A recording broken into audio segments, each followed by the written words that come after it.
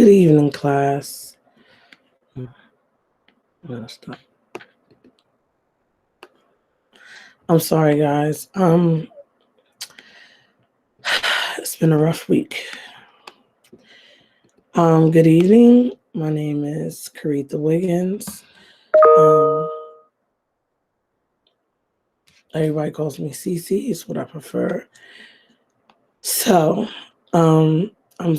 let me start off by being transparent and saying, I'm sorry this is late. It should have been on Wednesday.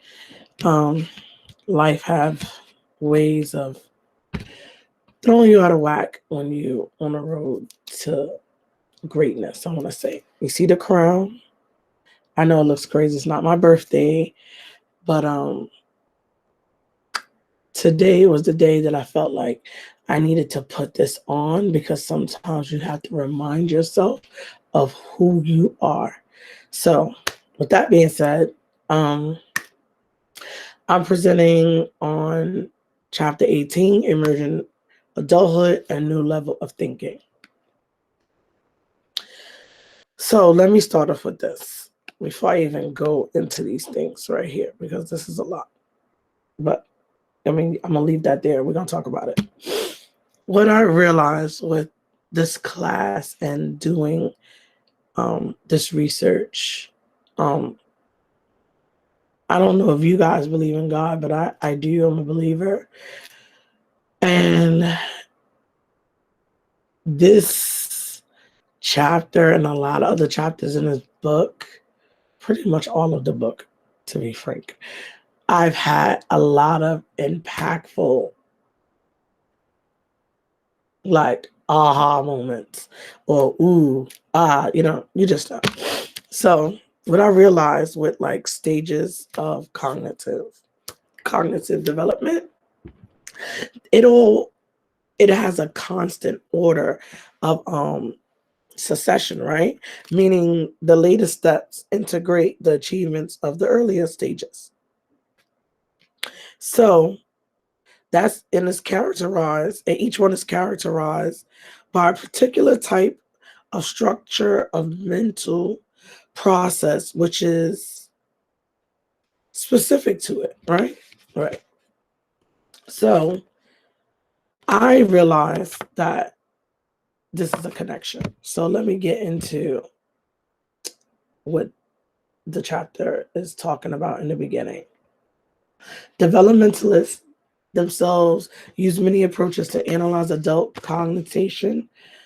The stage approach, which describes a new shift in the characteristics of thought. The psychometric approach analyzes intelligence longitudinally via various tests. And the information process approach studies neurological encoding, storage, and retrieval, right? A lot of stuff, which is like, it's how the mind works too. So now with a post-formal thought. It's a proposed adult stage of cognitive development following Piaget's 4 stages that goes beyond adolescent thinking by being more practical, more flexible, and more dialectical. I don't know if I'm saying this word right, but Professor, I hope I speak to you again and you can tell me if I'm saying it right. So example, more capable of combining contradictory elements into a comprehensive whole. Blah. What does that mean? According to the text, post-formal thinkers, they don't wait for someone to like fix things. They go in and they get it done. They make it happen. And they don't look for someone to solve the problem. They take a flexible and comprehensive approach, considering different aspects of a situation beforehand and anticipating problems.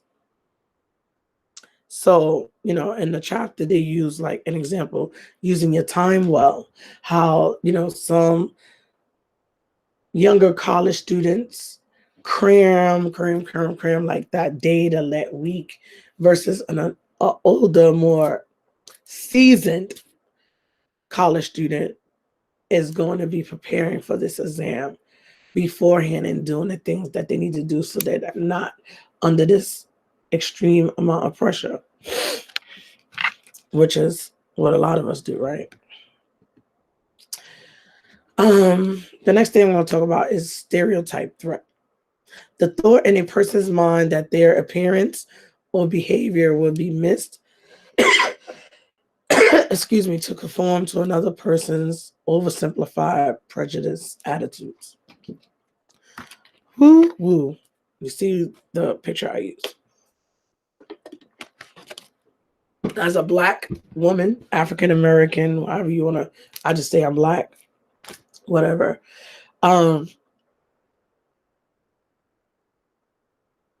We deal with a lot of stereotypical things just because of the color of our skin.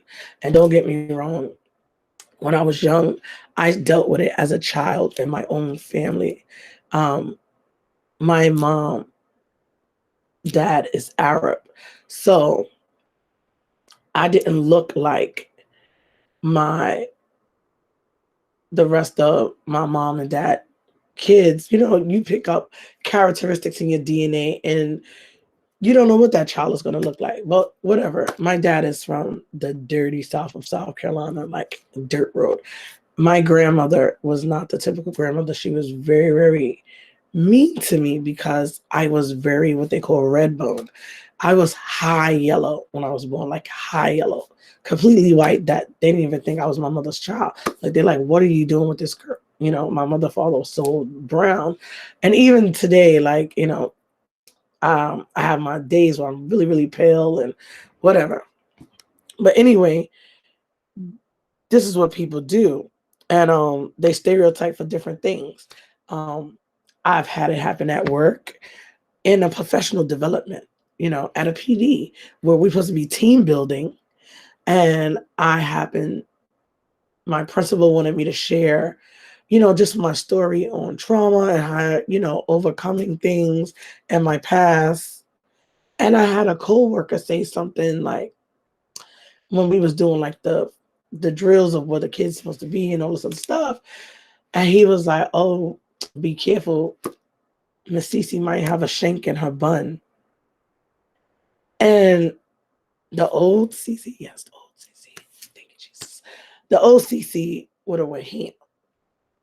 The new and still growing and improved Cece still says something, because I'm not gonna eat that. No, I just could not eat that. And I wasn't gonna let him do it because I want him to know the next time he think about saying something crazy or whatever that he think is funny, to keep that in his head, because it's not.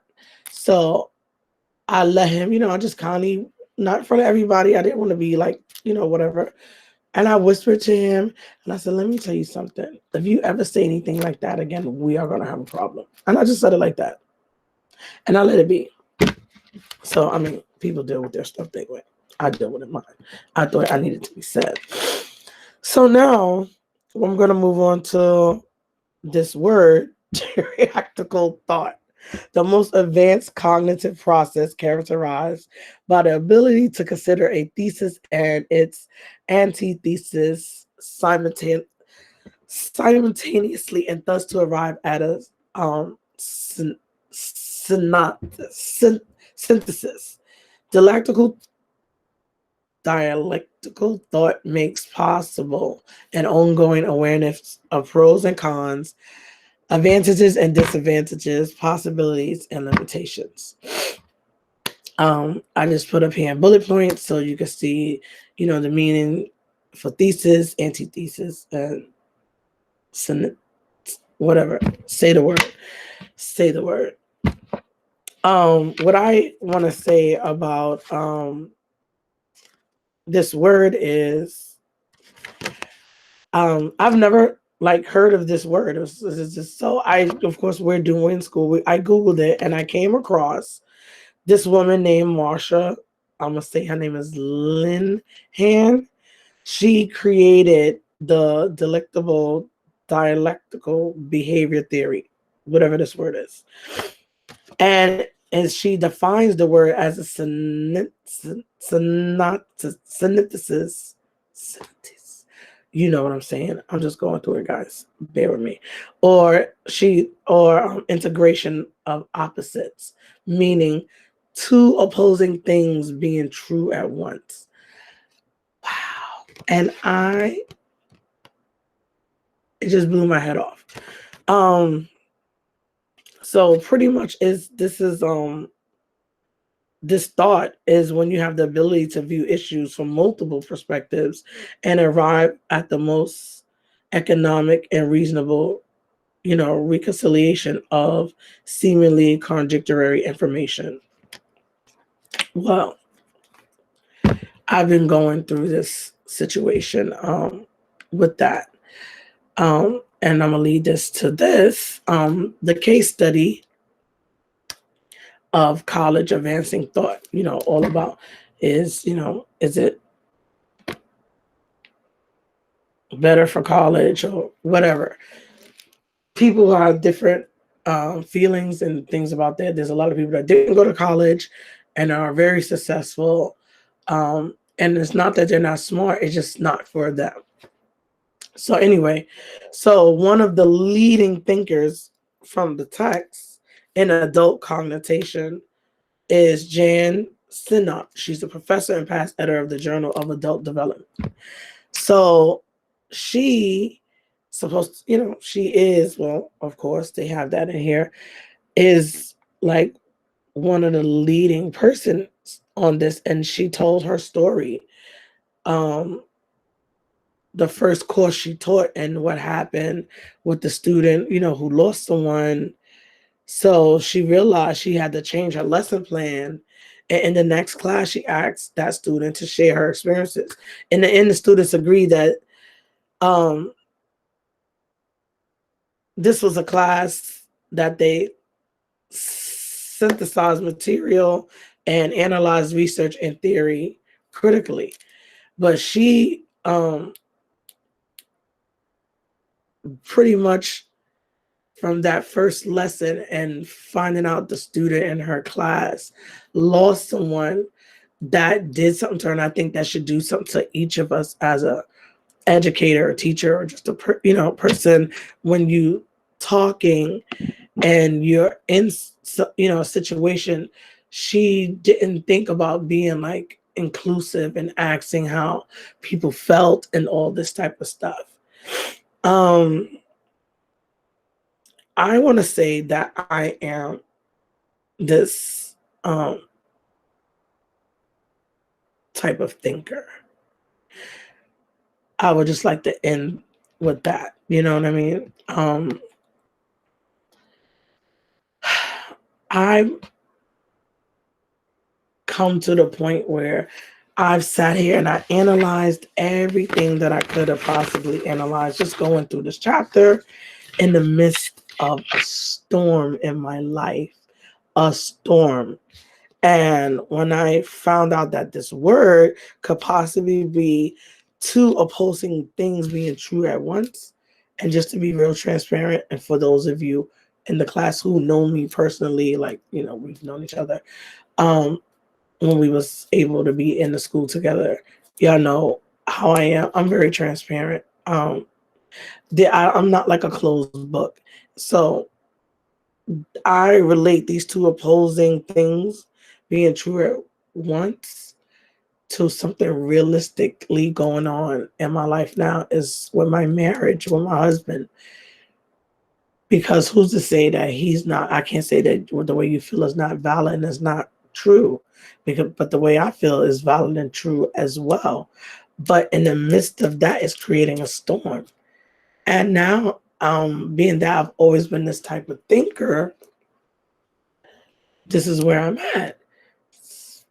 3 years into my marriage, they say the first 5 or 7 is a lot. But what I feel like I've thought out is I'm doing short-term goals right now to rid myself of the toxic situation, because I can't have that on top of a whole bunch of other stuff that's going on. This is the time that I have to say, Lord, take the wheel. If it's your will, it would be done. But what I'm going to do is remove myself because it's not healthy. And I refuse a woman. Like I said, I'm transparent. I came home December 18, 2014, from doing almost 5 years in prison, right? I will not be free and mentally locked up. I'm not going to do it anymore. So, this chapter actually helped me to be able to rationalize and not go off emotion. And I know I seem pretty emotional right now, but I'm pushing through because I have no choice. And of course, I'm sorry. I want to say I'm sorry again, Professor, and you, my peers, for submitting this mini lesson very late. Here's your discussion board questions. Have you or anyone you've known dealt with a stereotype threat? If so, what happened? How was the issue handled? I told you I handled mine with a fellow teacher. So, the STEM teacher at that, whatever. But when you look back on your life as an emerging adult, were you a dialectical thinker? I'm glad I could smile right now, like I said, through the midst of my storm. But I thank you, and everyone stay blessed and safe and well.